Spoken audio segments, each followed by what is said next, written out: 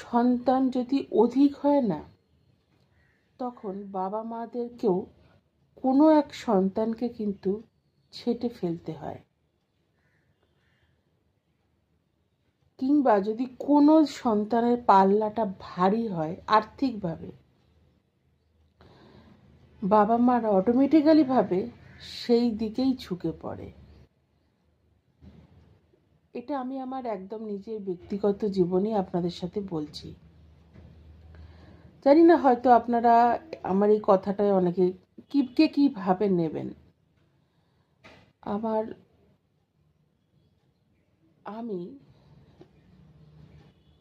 আমি করে কিছু বলছি না, মানে সন্তান পিতামাতার জন্য করবে, ভাই বোনেদের জন্য করবে, এটাই খুব স্বাভাবিক একটা ব্যাপার। আমি সারাটা জীবন আমি আমার পরিবারের জন্য ভেবেছি।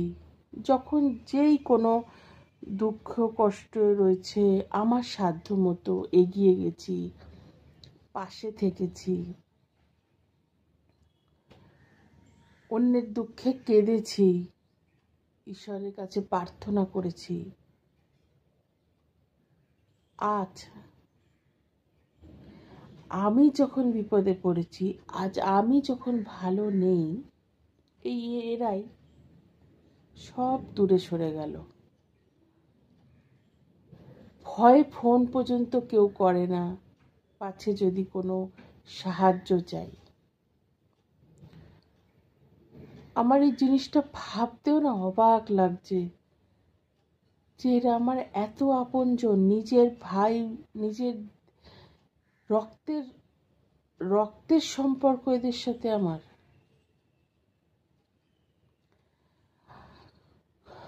আমি এগুলো মেনে নিতে পারছি না। মানুষ বেঈমান আমি শুনেছিলাম, কিন্তু নিজের লোকরা যে এতটা বেঈমান হয় সেটা আজ প্রমাণ হলো।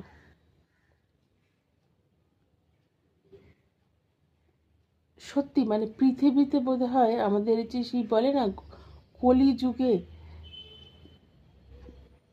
অনেক কিছু দেখার আছে, এইটাই হচ্ছে কলিযুগ, যেখানে পিতা মাতা, বোনেরা, দিদিরা এরা ষড়যন্ত্র করে যে কি করে নিজেরই বোনের